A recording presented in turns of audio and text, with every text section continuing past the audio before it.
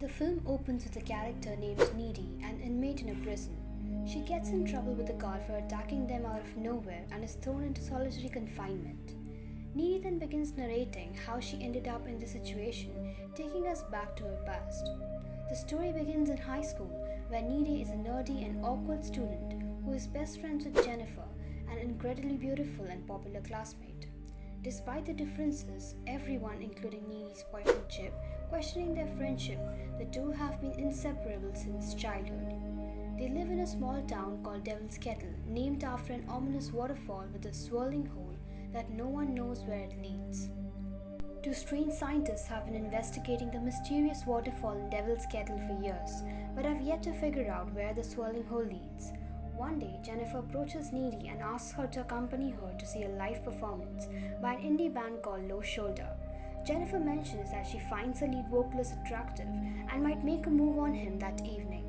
Not wanting her best friend to go alone, Needy cancels her plans to spend some time with her boyfriend Chip and agrees to go to the concert with Jennifer. Later that night, Chip accompanies Needy as she waits for Jennifer to pick her up. During this time, it's revealed that Needy and Jennifer share some sort of psychic connection, as Needy can sense when Jennifer arrives at her house. Chip, who witnesses this, finds it very strange. He then goes downstairs and watches Jennifer and Needy interact.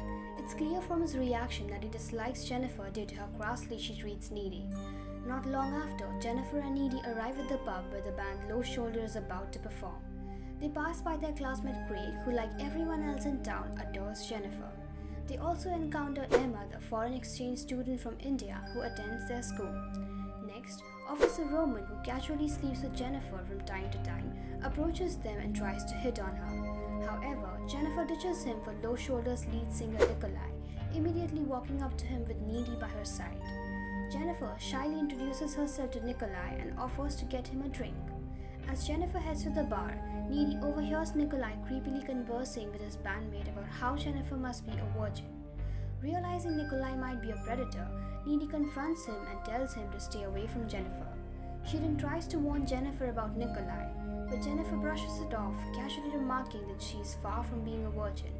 The two stop conversing when the band begins to perform, and then, inexplicably, the building catches on fire in the middle of the performance. Oddly enough, the band seems unfazed, even as people panic and try to escape, getting trampled or burned to death in the process. Needy guides the shaken Jennifer out of the building through a window in the restroom and tries to calm her down. Suddenly, Nikolai appears and forces Jennifer to gulp down some whiskey. He then whisks the bewildered Jennifer away, while Needy pleads with her to stay. Jennifer naively assures Needy that she'll be okay. Panicked, Needy calls her boyfriend Chip.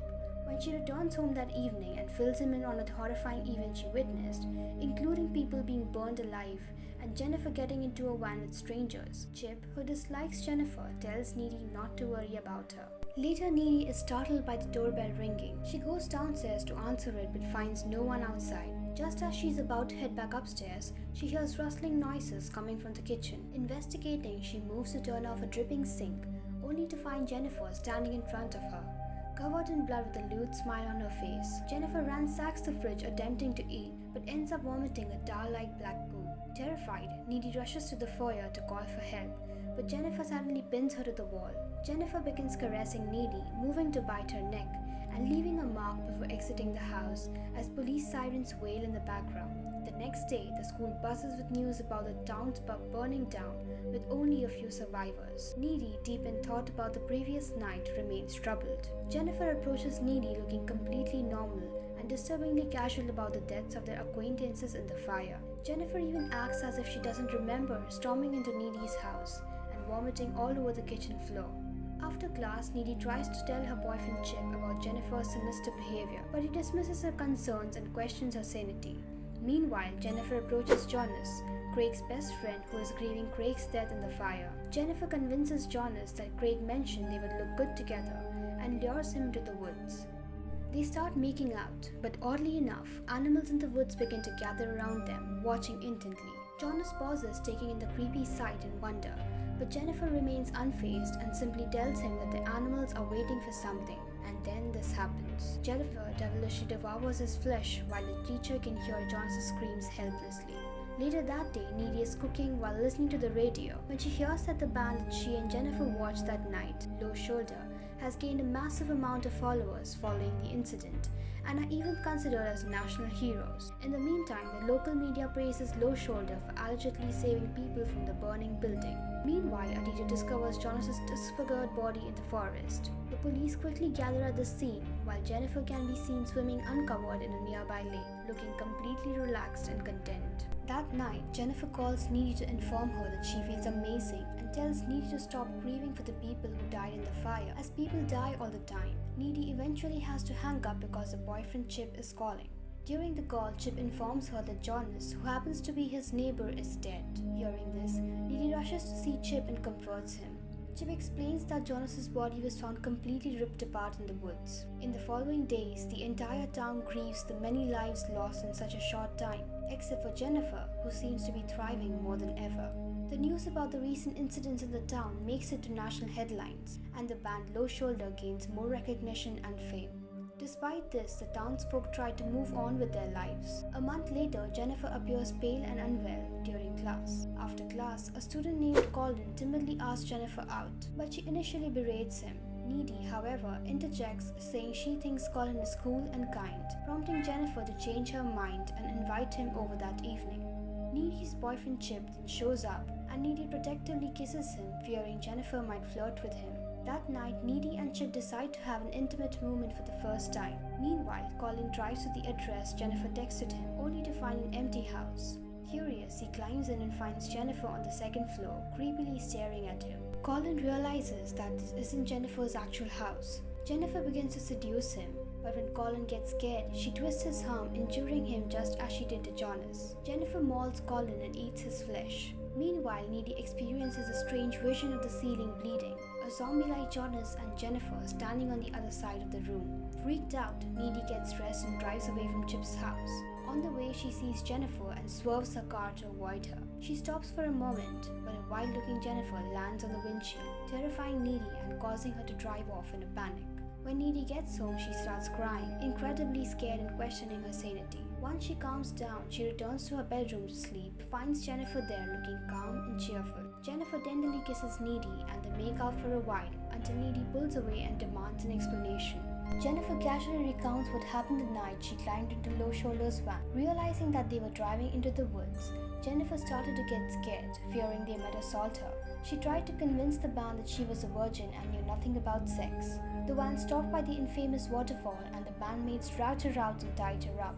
They prepared to perform a satanic ritual to gain fame. Nikolai, the lead singer, recited a satanic mantra before stabbing her in the chest with a sharp blade, killing her. Nikolai then disposed of the blade by throwing it into the swirling hole to get rid of the evidence. Jennifer continues to tell Needy that she doesn't remember much of what happened afterward, except that she reawakened and found herself walking toward Needy's home. She also felt a craving for human flesh, but couldn't bring herself to kill Needy because she loves her, so she decided to run away. During that night, Jennifer came across Ahmad, the foreign exchange student who survived the fire, and ended up killing and eating him instead. She explains that when she's full, she's invincible, and to prove it, she cuts herself and shows Needy how the wound instantly heals. However, she gets very weak when she's hungry. Overwhelmed by this information, Needy tells Jennifer to leave, and Jennifer reluctantly exits to the window.